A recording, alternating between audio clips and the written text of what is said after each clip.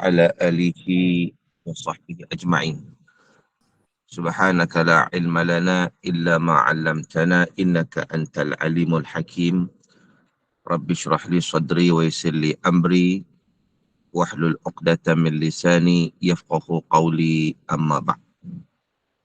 Alhamdulillah, sama-sama kita hajatkan kesyukuran kita kepada Allah Subhanahu wa taala kerana dengan limpah dan kurnia daripada Allah Azza wa Jalla, sekali lagi kita dapat bersama-sama berada dalam ruang udara sahabat pencipta Al-Quran ini untuk kita meneruskan perbincangan kita, terutamanya tajuk kita tentang tadabbur surah Al-Fatihah, yang merupakan surah yang kita baca saban hari dan saban waktu, cuma untuk kita lebih menghayati perbincangan surah tersebut. Tuan-tuan yang dirahmati Allah Subhanahu wa taala sekalian, jadi dalam siri-siri yang lalu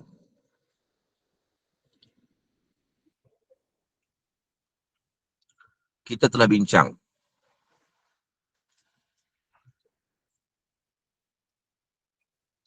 tentang surah Al-Fatihah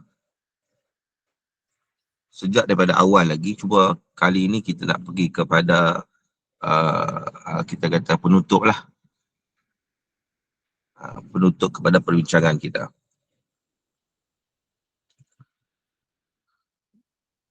Secara sinopsis ataupun kalau kita ulang balik lah, kita tengok balik sepintas lalu, yang mana surah Al-Fatihah ni yang mengenai 7 ayat bermula dengan Bismillahirrahmanirrahim. Kita telah bincangkan dah sebelum ini tentang bagaimana kewajipan membaca Fatihah itu dalam solat berdasarkan kepada hadis Nabi SAW, la salata liman lam yaqra' bi Fatihatil Kitab. Tidak ada salat bagi mereka yang tidak membaca surah Al-Fatihah. Jadi maknanya kewajipan untuk membaca kepada imam dan juga makmum, dia merupakan satu kewajipan yang wajib untuk membaca surah Al-Fatihah yang mengandungi 7 ayat yang bermula dengan Bismillahirrahmanirrahim. Baik, kita telah bincangkan sebelum ini tadabbur Bismillahirrahmanirrahim, dah bincang dengan nama Allah yang Maha Pemurah lagi Maha Mengasihani. Alhamdulillahirrabbilalamin, segala puji bagi Allah Tuhan semesta alam. Kita dah bincang dah tentang konsep rububiyah dalam ayat ini, Ar-Rahmanir-Rahim, Maliki Yaumiddin, konsep mulkiyah dalam ayat ni. Dan kita juga telah bincangkan pada kuliah yang lepas, Iyyaka na'budu wa iyyaka nasta'in, iaitu konsep uluhiyah. Iyyaka, hanya kepada Engkau ya Allah kami sembah, dan hanya kepada Engkau ya Allah kami memohon pertolongan. Dan macam yang saya sebut juga bahawa yang dinyatakan oleh Ibnu Katsir tentang kewajipan untuk kita benar-benar memastikan sabdu tu, syaddah itu, iya itu, sabdu tu perlu ditekankan kerana ia merupakan, ia ada mempunyai 2 huruf ya. Satu alif ya, satu ya, alif satu ya, iya. Sebab apa? Sebab iya itu dia merujuk kepada maksud hanya kepada Engkau ya Allah. Maknanya uluhiyah kita, pengabdian kita hanya kepada Allah Ta'ala. Tetapi kalau kita tidak membunyikan iya, ataupun kita buang iya, satu iya, macam iya saja, iya saja, bukan iya tapi iya saja, maka kata Ibnu Katsir, maknanya sudah berubah menjadi dau'us syams. Menjadi maksud dia cahaya matahari. Soalannya kita kata hanya kepada cahaya matahari lah kami sembah. Nampak tak? Dia punya kesan bacaan yang tidak benar dan tidak betul, atau berbeza dengan makhraj yang sepatutnya, dia menyebabkan maknanya sudah berubah. Bukan berubah sedikit-sedikit, tetapi berubah dengan begitu ketara, yang sudah tentu memberi implikasi yang tak okey lah, yang tak baik lah kan. Sebab maknanya begitu kita kata boleh membawa kepada syirik kepada Allah Subhanahu Wa Taala. Sebab itu bacaan itu mesti tepat, bacaan itu mesti betul. Baik, tuan-tuan, sahabat-sahabat yang dirahmati Allah Taala sekalian. Jadi iyyaka na'budu wa iyyaka nasta'in itu mengandungi maksud apa? Uluhiyah. Uluhiyah bagaimana? Hanya kepada Engkau ya Allah kami sembah. Hanya kepada Engkau ya Allah kami mohon pertolongan. Maknanya di situ kita hanya memohon kepada Allah. Kita minta tolong hanya kepada Allah. Kita sembah hanya kepada Allah. Ini menafikan sifat syirik. Sebab syirik ini dia menyembah selain daripada Allah Subhanahu Wa Taala atau percaya ada kuasa lain itu yang dapat memberi manfaat dan mudarat. Baik, sekejap tuan-tuan, sekejap.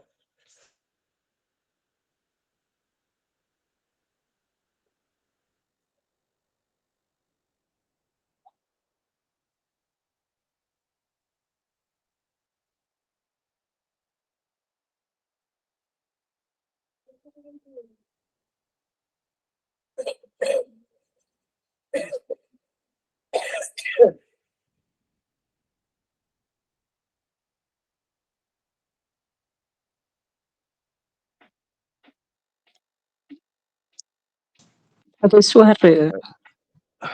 Tuan-tuan yang dirahmati Allah Ta'ala sekalian. Baik. Okey. Kita sebut tadi tentang iyyaka na'budu wa iyyaka nasta'in. Hanya kepada Engkau ya Allah kami sembah dan hanya kepada Engkau ya Allah kami mohon pertolongan. Jadi di situ ada unsur apa kita sebut tadi? Ada unsur uluhiyah. Uluhiyah maknanya kalau dalam kitab perisai bagi sekalian mukallaf, dia kata uluhiyah ni ialah kita mentauhidkan Allah pada perbuatan hamba. Kita itu, kita mentauhidkan Allah. Maknanya kita jangan melakukan syirik pada Allah. Kadang-kadang berlaku juga orang yang percaya kepada bomo-bomo, percaya kepada makhluk-makhluk halus yang boleh memberi mudarat, yang memberi manfaat. Dan percaya juga ada yang menjaga kita di kalangan makhluk-makhluk halus ni. Ini semua adalah satu perkara yang boleh membawa kepada syirik kepada Allah Azza wa Jalla. Itu belum lagi. Ada orang yang pergi Mekah, tuan-tuan, perempuan, pergi Mekah, okey, bagus sudah pergi Mekah. Rupanya dia mencari benda-benda syirik dekat sana. Dia mencari kononnya kayu pokok, dia penarik rezeki, pemberi rahmat, pakai cincin-cincin daripada kayu pokok atau kayu yang tertentu, batu-batu tertentu, dia akan menarik rezeki, orang takut pada dia dan pelbagai lagi dengan kepercayaan-kepercayaan khurafat yang tidak berasas tersebut. Dan ini ditekankan dalam surah Al-Fatihah. Kerana soal tauhid ini merupakan soal yang paling utama dalam kehidupan kita. Berapa ramai hari ini kalau kita tengok orang yang mensyirikkan Allah. Berapa ramai hari ini kita tengok orang yang tergugur akidah dia kerana dia tak faham konsep tauhid ini. Dia menyengutukan Allah. Dia kata, saya tetap percaya pada Allah tapi dia menggunakan perantaraan dengan Allah Ta'ala. Jadi kalau guna perantaraan itu yang dinamakan syirik. Golongan musyrikin contohnya, mereka bukan tak percaya pada Allah. Mereka percaya Allah yang menciptakan, Allah yang menjadikan, maka percaya. Tapi masalahnya, mereka menjadikan Allah itu perantaraan. Nak pergi ke Allah tu, mereka guna something, guna patung, guna berhala, guna macam-macam. Jadi inilah sesuatu yang perlu diambil perhatian supaya kita tidak terjebak dalam perkara-perkara yang seumpama itu.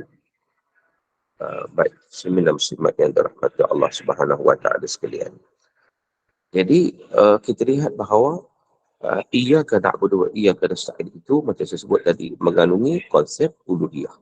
Pengabdian diri hanya kepada Allah Azza wa Jalla.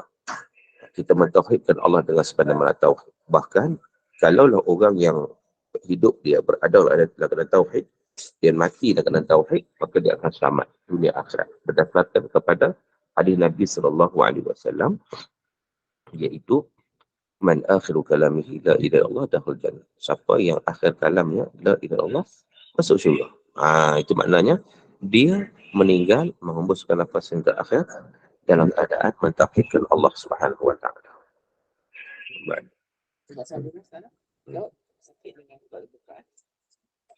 Baik, jadi itu konsep tauhid yang perlu dipahami dan juga dihayati oleh semua daripada kita. Baik, itu ia kena boleh kesain yang sebenarnya kita dah bincang dah sikit pada kuliah yang lepas. Hari ini kita nak sambung lagi. Ihdinas siratal mustaqim. Cuba kita lihat ya. Ini ayat ihdinas siratal mustaqim ini merupakan satu bentuk doa juga. Ihdinas siratal mustaqim maksud dia apa? Ya Allah, kurniakanlah kepada kami, tunjukkanlah kepada kami jalan yang lurus. Itu maksud secara asas lah ataupun terjemahan literal. Iaitu ihdinas siratal mustaqim. Ya Allah, tunjukkanlah kepada kami jalan yang lurus. Okey.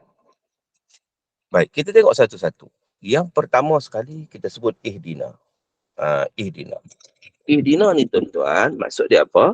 Kalau terjemahan dia kata tunjukkanlah kepada kami. Tunjukkanlah tu maksud dia berilah hidayah kepada kami. Sebab perkataan ihdina tu daripada perkataan hidayah. Ihdina tu daripada perkataan hidayah. Ihdina. Dalam bentuk fi'il amar. Ihdina.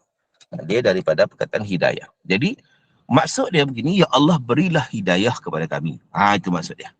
Ya Allah, kita minta doa pada Allah. Bayangkan tiap-tiap kali kita membaca surah Fatihah, itulah yang akan kita minta pada Allah. Ya Allah, berilah hidayah kepada kami. Hidayah bagaimana?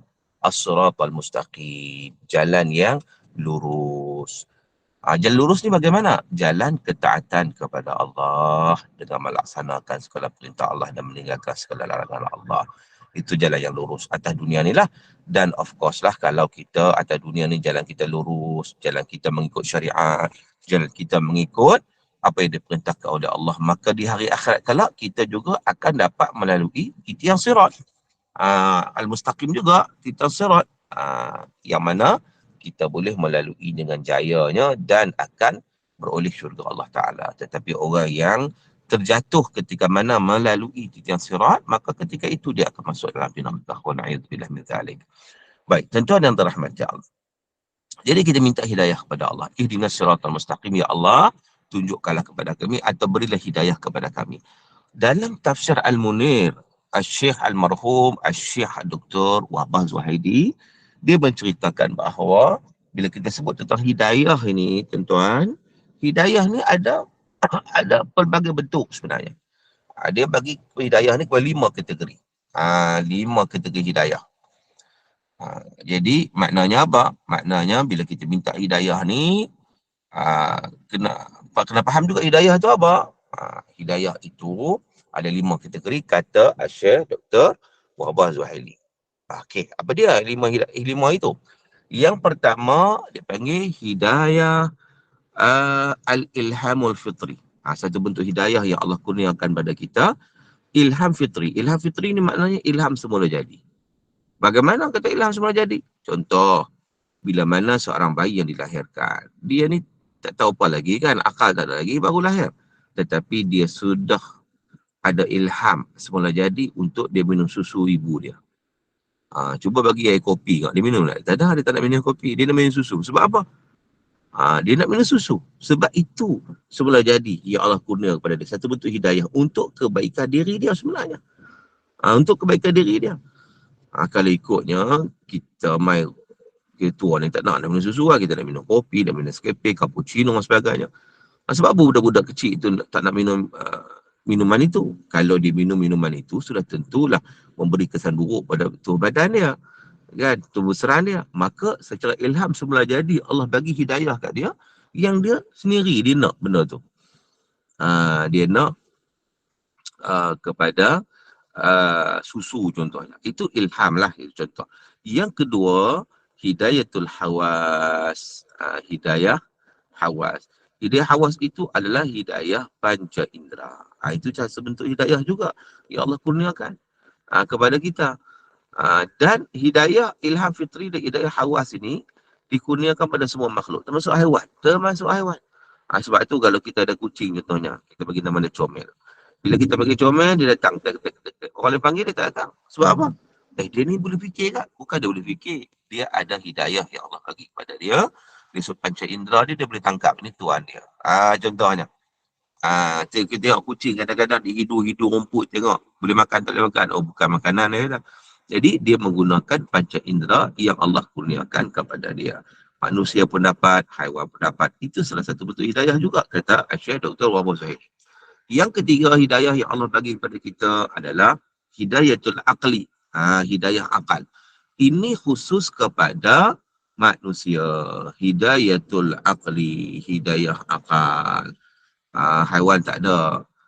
Ini manusia lah dapat keistimewaan. Sebab tu Allah Ta'ala kata, laqad khalaqnal insana fi ahsani taqwim. Allah ciptakan manusia sebaik-baik kejadian. Walaqad karramna bani Adam. Allah Ta'ala kata, kami muliakan anak Adam. Jadi, kemuliaan anak Adam ni adalah dengan hidayatul aqli, hidayah akal yang Allah bagi kepada kita. Dengan akal itu, kita dapat membezakan mana baik, mana buruk. Dengan akal tu kita dapat berfikir untuk mencari kebenaran. Maka itu merupakan salah satu bentuk juga hidayah yang Allah Subhanahu Wa Taala kurniakan kepada kita. Baik, tuan-tuan yang dirahmati Allah Subhanahu Wa Taala sekalian.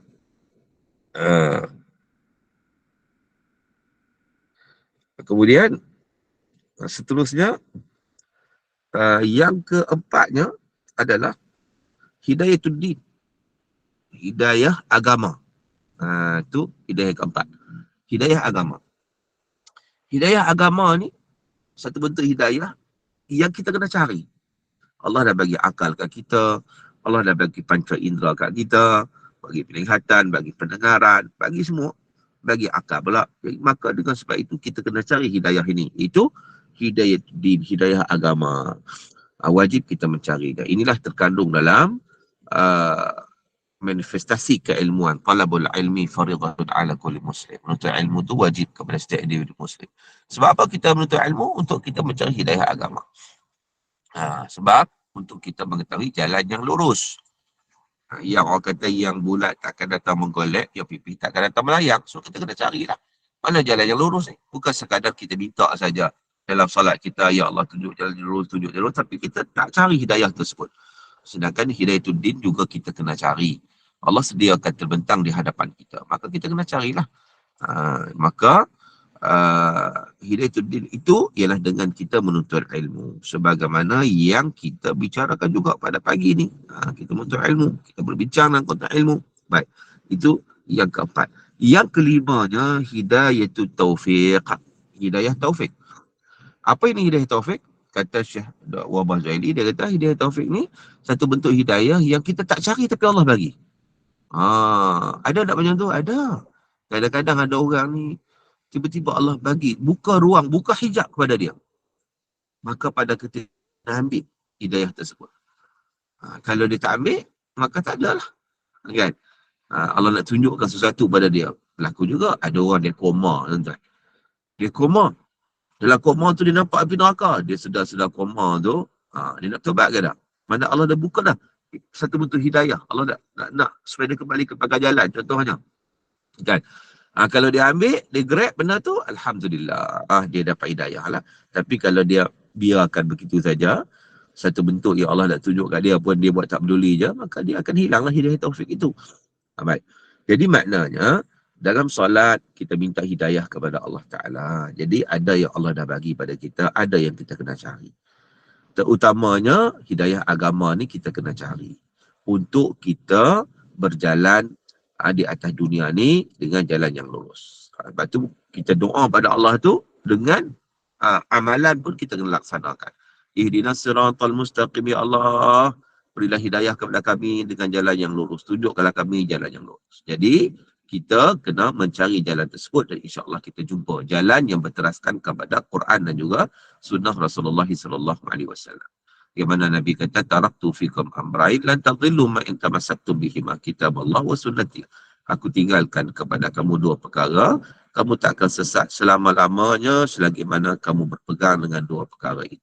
Itu apa dia? Al-Quran dan juga sunnah Rasulullah sallallahu alaihi wasallam. Baik. Jadi tuan-tuan muslimin dan muslimat yang dirahmati Allah Subhanahu Wa Taala sekalian. Seterusnya, bila mana kita minta jalan yang lurus, minta hidayah jalan lurus, Ayat yang seterusnya dalam surah Al-Fatihah, iaitu ayat yang terakhir lah, ayat yang ketujuh, menceritakan jalan yang tersebut. Jalan apa ni kita minta ni? Jalan yang bagaimana? Siratal ladzina an'amta alaihim. Iaitu jalan yang lurus yang dimaksudkan itu ialah jalan yang kau telah beri nikmat kepada mereka. Siapa jalan tersebut? Jalan apa? Siratal ladzina an'amta alaihim. An'amta alaihim tu jalan yang kau bagi nikmat, telah kau bagi nikmat pada mereka. Mana jalan-jalan orang terdahulu. Jalan-jalan yang bagaimana? Minan nabiyyin was-siddiqin wasyuhada'i was-salihin. Iaitu jalan para nabi. Kita minta pada Allah bagi kita jalan lurus ni, jalan macam mana? Jalan para nabi. Jalan para minan nabiyyin was-siddiqin. Jalan pada orang yang benar. Orang yang melakukan kebenaran. Orang yang berada di pihak yang benar. Yang mereka itu memperjuangkan kebenaran walau apa juga yang berlaku. Kan? Wasyuhada, jalan para syahid yang sanggup berjuang di jalan Allah Subhanahu Wa Taala, meletakkan keutamaan kehidupan ni untuk Allah Taala semata-mata kerana Allah, sebagaimana yang dipohon sebagian disebut inna salati wa nusuki wa mahyaya wa mamati lillahi rabbil alamin. Solat aku, ibadat aku, hidup aku, matiku hanya semata-mata kerana Allah Tuhan semesta alam. Jadi maknanya jalan para syuhada dan juga wassalihin, jalan para orang saleh, orang baik-baik yang melalui jalan di atas dunia ni dengan jalan yang hidayah, dengan jalan yang baik, jalan ketaatan pada Allah. Jadi kita minta kepada Allah itu, ya Allah, setiap kali dalam solat kita minta ihdinas siratal mustaqim, tunjukkan kami jalan yang lurus. Jalan yang bagaimana? Yang dimasukkan jalan yang lurus itu ialah siratal ladzina an'amta alaihim, jalan yang kau telah memberi nikmat kepada mereka, iaitu jalan para nabi, jalan para siddiqin, jalan para syuhada dan juga jalan para salihin. Itu kita pohon pada Allah Ta'ala. Sebab itu kita kena meneliti jalan-jalan mereka. Kita mengkaji jalan-jalan mereka, jalan para nabi. Kita belajarlah.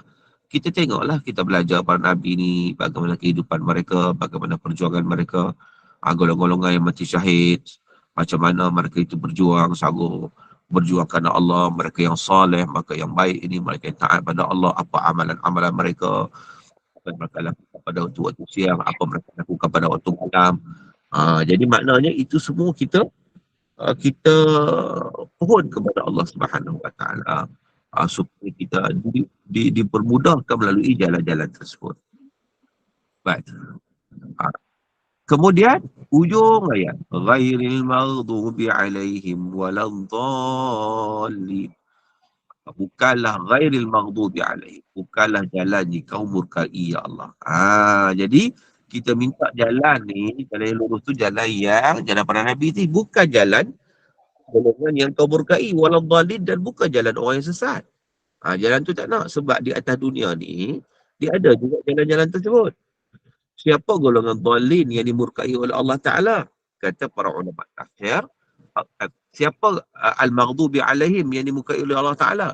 Kata ulama tafsir, al-maghdubi alaihim itu adalah jalan golongan Yahudi. Golongan Yahudi. Dan waladhdallin, dan bukan juga jalan yang sesat siapa?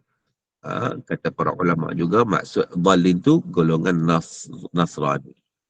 Ada setengah ulama menyatakan al-maghdubi alaihim dengan waladhdallin itu merujuk kepada golongan yang kufur kepada Allah Subhanahu Wa Taala. Tak kisahlah orang Yahudi ke, Nasrani ke, orang musyrikin ke, mereka yang kufur kepada Allah Taala. Jadi maknanya kita memohon perlindungan Allah daripada jalan-jalan tersebut. Baik, persoalan. Mengapa al-maghdubi alaihim itu setengah ulama tafsir menyatakan ditujukan kepada Yahudi, sedangkan al-dhalin itu ditujukan kepada Nasrani? Baik, ada isu dia, ada perbincangan dia. Baik. Al-maghdubi alaihim maknanya jalan yang dimurkai. Disebut bahawa itu golongan Yahudi. Sebab apa mereka dimurkai? Sebab golongan Yahudi ini golongan yang ada ilmu, tetapi mereka tidak beramal dengan ilmu mereka. Sebab itu mereka dimurkai. Contohnya, mereka kenal Nabi SAW. Mereka tahu Nabi itu benar. Nabi Muhammad SAW. Bahkan dirakamkan oleh Allah Al-Quran, ya'rifunahu kama ya'rifuna abna'ahum. Mereka kenal Nabi macam kenal anak-anak mereka sendiri. Tetapi masalahnya ialah apa? Ialah mereka ego, mereka sombong, mereka tidak mahu mengakui Nabi itu sebagai Nabi. Kerana puncanya adalah kerana Nabi bukan dari kalangan bangsa mereka. Makna Yahudi ni bukan mereka tak ada ilmu, mereka ada. Tapi mereka degil, maka sombong, kan? Mereka tak nak terima. Jadi golongan inilah golongan yang dimurkai oleh Allah Ta'ala. Jadi para ulama kata, sebagai umat Islam ni kita kena ingat bahawa kita jangan jadi macam golongan Yahudi. Golongan yang ada ilmu tetapi tidak beramal dengan ilmu. Jadi golongan yang ada ilmu tapi tidak beramal dengan ilmu serupa macam golongan Yahudi. Wa'alaikumsalam min zalik. Manakala golongan sesat, walaupun bukan juga yang sesat. Sesat itu dituju bernasrani, Kristian. Sebab apa? Sebab mereka itu beramal tanpa ilmu. Golongan ni golongan yang jahil. Mereka mempercayai Tuhan tu tiga lah. Benar tak logik. Tapi dia ikut je. Maka beramal je. Tapi tak ada ilmu. Mereka jahil sebenarnya.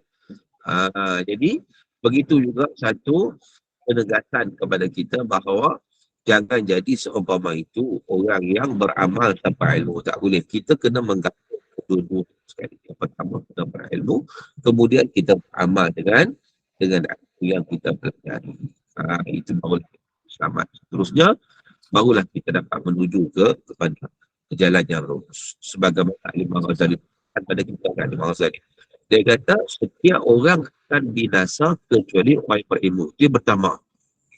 Setiap orang binasa kecuali orang berilmu. Pertama. Yang kedua, setiap orang berilmu akan binasa sebenarnya. Kecuali orang yang beramal dengan ilmu je. Jadi, tak cukup. Kadang berilmu, kena tambah satu lagi, beramal dengan ilmu. Dan orang yang beramal dengan ilmunya juga akan binasa kecuali orang yang ikhlas dalam amalannya.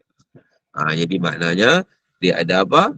Ada kesinambungan di antara ilmu, amal dan juga keikhlasan kepada Allah Subhanahu Wa Taala. Barulah seseorang itu dia akan berjaya. Barulah dia dapat melalui jalan yang lurus, jalan yang diridai di sisi Allah Subhanahu Wa Taala.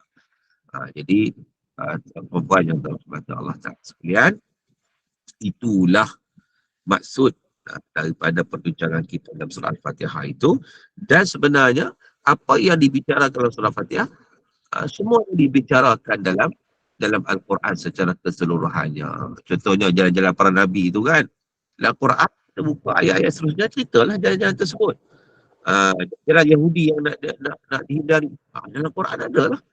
Semua benda tu. Sebab itu Fatihah ni disebut sebagai Ummul Kitab, duduk kepada Quran. Maknanya dia memberikan kepada kita kita kata satu memberikan kepada kita ru'usul aqlam. Contohnya benda-benda poin-poin penting dulu sebelum dibincangkan dengan secara terperinci dalam ayat-ayat seterusnya. Contoh kalau dalam ayat seterusnya surah Baqarah, walan tarda'akal yahudu walan nasara hatta tattabi'a millatahum. Yahudi dan Nasara tak akan redha kepada kamu sehingga kamu ikut jejak langkah mereka. Jadi dicerita balik apa yang dinyatakan dalam surah Al-Fatihah. Surah Al-Fatihah ni sebagai satu asas, sebagai satu kita kata permulaan, sebagai sebagai ibu, sebagai induk, kemudian perinciannya dibicarakan di dalam ayat-ayat lain, surah-surah yang lain di dalam Al-Quranul Karim. Sebab itu surah Fatihah dinamakan Ummul Kitab, Ummul Quran. Induk kepada kitab, induk kepada Al-Quranul Karim. Baik, tuan-tuan dan rahmati Allah Ta'ala sekalian. Kemudian, di hujung ayat kita sebut Amin. Amin ni bukan surah Fatihah. Amin ni bukan surah Fatihah. Itu doa. Itu adalah doa. Dia tak termasuk dalam surah Fatihah. Surah Fatihah ni sampai dekat waladhdallin saja. Mula-mula, Bismillahirrahmanirrahim. Itu pertama. Yang kedua, Alhamdulillahi Rabbil Alamin. Yang kedua. Yang ketiga, Ar-Rahmanir-Rahim. Yang keempat, Maliki Yaumiddin. Yang kelima, Iyyaka na'budu wa iyyaka nasta'in. Yang keenam, Ihdinas siratal mustaqim. Yang ketujuh, Siratal ladzina an'amta 'alaihim ghairil maghdubi 'alaihim waladdallin. Itu yang ketujuh. Adapun amin, amin ni sebagai satu doa. Amin. Amin ni maksud dia apa? Amin ni maksud istajibillah ya rabbal alamin. Perkenankanlah doa kami ya Allah. Kerana antara surah Fatihah ini antaranya mengandungi pelbagai doa. Kita minta doa kepada Allah sebagaimana yang kita bincangkan tadi. Maka di hujung surah Fatihah kita memohon doa kepada Allah, ya Allah perkenankanlah segala permohonan yang kami pohon itu. Jadi kita minta supaya Allah Subhanahu Wa Taala memperkenankan doa kita, permohonan kita kepada Allah Azza wa Jalla. Sebab itu disebut amin. Jadi amin ni tuan-tuan dan perempuan, dia bukanlah salah satu ayat daripada Fatihah. Jangan silap lah. Jangan ingat, oh amin ni adalah Fatihah juga. Kalau tak baca amin tu jadi macam tak sah Fatihah dah, tak kena-mengena pun. Tetapi walaupun bagaimanapun memang amin ni disunatkan untuk kita membacanya. Selepas kita baca Fatihah, bila habis saja baca Fatihah, maka disunatkan kita menyebut amin. Kerana ia merujuk kepada doa kita kepada Allah Subhanahu Wa Taala supaya diperkenankan. Baik. Jadi itulah secara sinopsis sambungan daripada perbincangan kita sebelum ni tentang surah Al-Fatihah. Tadabbur ringkas lah saya sebut. Tadabbur ringkas tentang surah Al-Fatihah untuk sama-sama kita ambil pengajaran dan juga pengiktibaran, terutamanya apabila kita sering membaca surah Al-Fatihah dalam solat kita yang disebut sebagai As-Sab'ul Mathani, 7 ayat yang diulang-ulang. Jadi maknanya kita sering membacanya, biarlah kita membaca itu dengan kefahaman. Biarlah kita baca itu dengan penghayatan. Jadi kita tahu apa yang kita minta kepada Allah, apa yang kita mohon kepada Allah, apa yang kita minta lindung ke diri daripada minta lindung pada Allah daripada sesuatu yang kita tidak mahu. Kan? Jadi semua itu biarlah ianya kita dapat hayati. Kita dapat hayati kerana kita dapat memahaminya dengan baik. Itu yang pentingnya. Jadi tuan-tuan dan perempuan yang dirahmati Allah Subhanahu Wa Taala sekalian, jadi saya rasa cukuplah kot untuk sekadar itu perbincangan kita tentang surah Al-Fatihah ini, untuk kita membuka ruang macam biasalah kita nak buka ruang kepada persoalan-persoalan daripada tuan-tuan dan perempuan. Sekiranya ada soalan yang nak ditanyakan, ahlan wa sahlan wa marhaban bikum. Kita buka ruang seterusnya. Sesi yang kedua macam biasa, kita ada 2 sesi. Kalau kita ada 2 sesi. Yang pertama sesi tazkirah, yang kedua adalah sesi soal jawab. Sekarang ni kita masuk pada sesi soal jawab. Dipersilakan. Okey, saya nampak kat sini Puan Asmaliah nak tanya soalan. Angkat tangan, silakan. Ataupun Puan Hazlina. Assalamualaikum Ustaz. Waalaikumsalam warahmatullahi. Ustaz, saya nak tanya lah, kalau kita baca Al-Fatihah kan dalam solat dengan luar solat, ataupun kita baca dalam ikut mushaf kan. Mushaf tu kita baca contohnya panjang pendek tu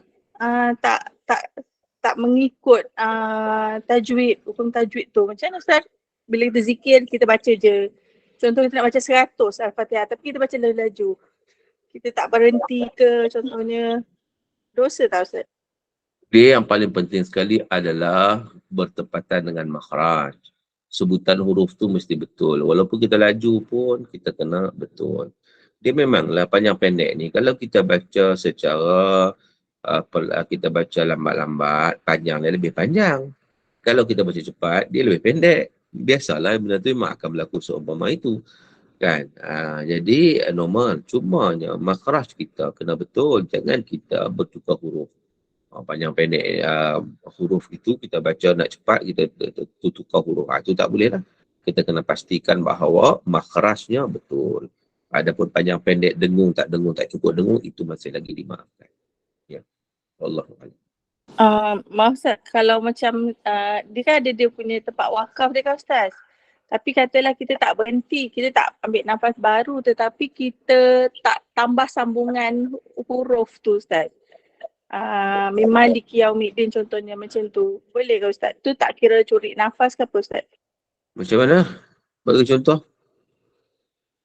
Ar-Rahmanir Rahim Maliki Yaumiddin. Contohnya saya nak sambung 2 tu. Tapi katakanlah saya tak ambil nafas dekat wakaf tu, tapi saya terus sambung tanpa sambungkan huruf tu. Tak link dia. Okey ke Ustaz? Dia berhenti. Ar-Rahmanir Rahim Maliki Yaumiddin. Begitu. Ya. Kalau cepat tidak ada masalah. Tak ada masalah. Yang pentingnya dia kena tutup kat situ Ar-Rahmanir Rahim Maliki Yaumiddin. Dia tak, kalau nak sambung Ar-Rahmanir Rahim kan tu nak sambung. Sekarang ni dia kena tutup lah. Jangan dia Ar-Rahmanir Rahim saja. Hi saja. Dia kena him. Berhenti situ barulah Maliki Yaumiddin. Tak ada masalah, boleh je. Terima kasih Ustaz.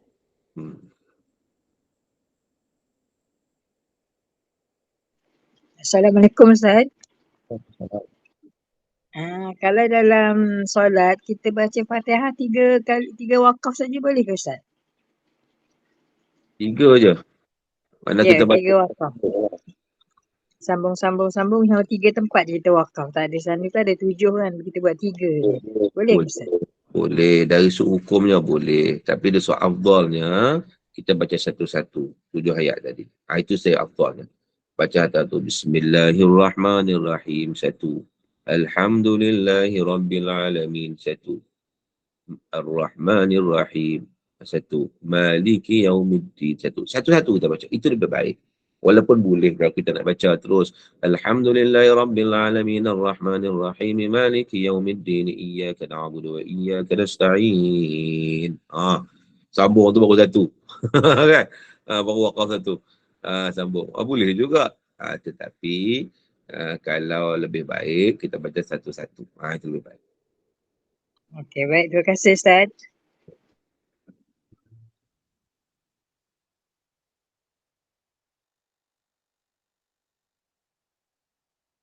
Ada lagi soalan nak tanya?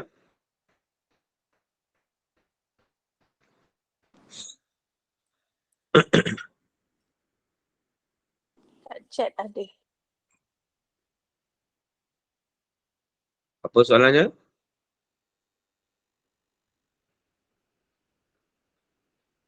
Siapa pun Mariam tak dengar suara? Kami dengar suara Ustaz. Okey, ada lagi Ustaz, kalau ni soalan daripada Puan Nur Zuraini ni. Ustaz, kalau pakaian kita terkena najis dan kita darurat tiada pakaian lain, contohnya musafir di RNR, bertemu antara wajib solat dan pakai bermajlis, bagaimanakah kewajipan kita untuk tetap kena utamakan solat juga dengan pakaian bernajis tersebut? Baik, syarat kepada solat itu adalah bersuci. Jadi, apabila kita tidak bersuci, maka solat kita tidak sah. Namun begitu, kita wajib tetap melakukan solat. Dalam konteks tadi, kalaulah dia pakai dia bernajis, ada tak cara untuk dia membasuh atau membersihkan, masuk bilik air ke, ambil air basuh. Mana settle lah najis tersebut. Kan?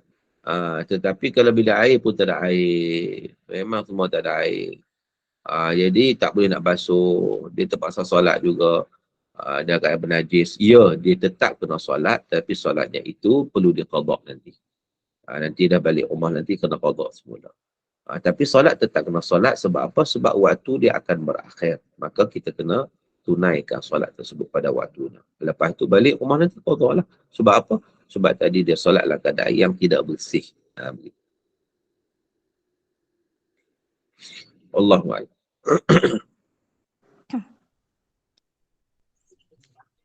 Assalamualaikum Ustaz. Saya yang tanya soalan tadi, Zuraini.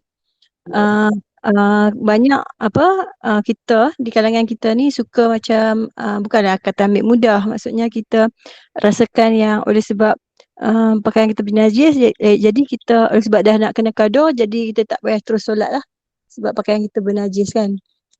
Ramai yang kita macam bukan kita ambil mudah, kita macam merasakan tak sempurna solat tu. Oleh tu kita terus tak nak buat. Sebab tu yang saya tanya soalan tu. Dia sebenarnya tidak boleh untuk kita tidak solat. Tak boleh. Dia kira walau macam mana keadaan sekalipun, kita kena solat bila masuk waktu dia. Tak boleh kita kata macam mana pun solat aku, aku tak nak wuduk, tak ada wuduk. Macam mana pun aku tak ada solat, dia qada tu. Kita boleh pastikan umur kita panjang sampailah kita qada. Kita boleh pastikan Mungkin juga dalam perjalanan berlaku aksiden kita meninggal. Waktu tu kita tak sempat solat. Dan kita bertanggungjawab tu. Jadi maknanya sebab itu solat ni dia ada waktu dia. Walau dalam keadaan apa sekalipun kita kena tunaikan solat dulu.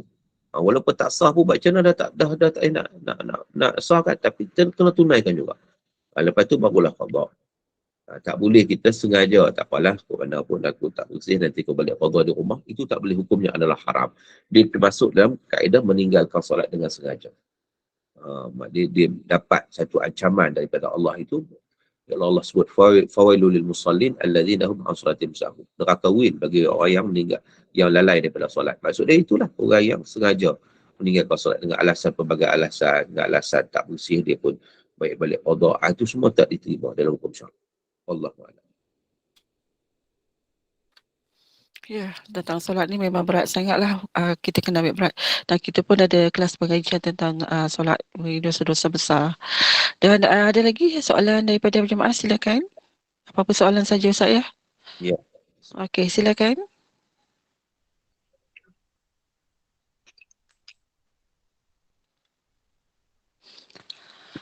Okey, rasanya dah tak ada Ustaz. Semula diam, jelas satu kot kan?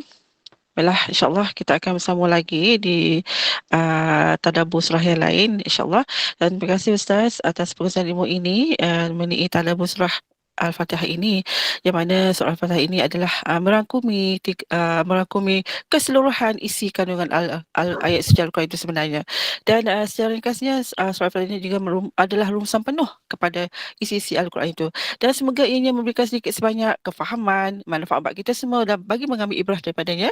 Dan terima kasih kepada penaja dan juga kepada jemaah sudi menyumbang bagi kesinambungan majlis ilmu ini. Dan Ustaz kita tangguhkan dulu dengan tasbih kafarah dan surah Al-Asr. Silakan Ustaz. Baik, alhamdulillah kita sudah berada di penghujung perbincangan kita.